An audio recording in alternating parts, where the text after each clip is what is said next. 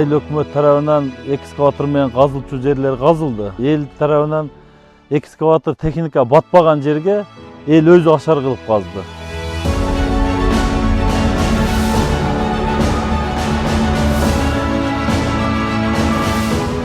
Халкыбыз көп, бирок жер аянтыбыз аз айыл аймак. Ошон үчүн биз бүгүнкү күндөгү эффективдүү жерлерибизде толук кандуу ушул суу менен камсыздуу бүгүнкү күндө элибиздин ичинде жогору баага тартып атат.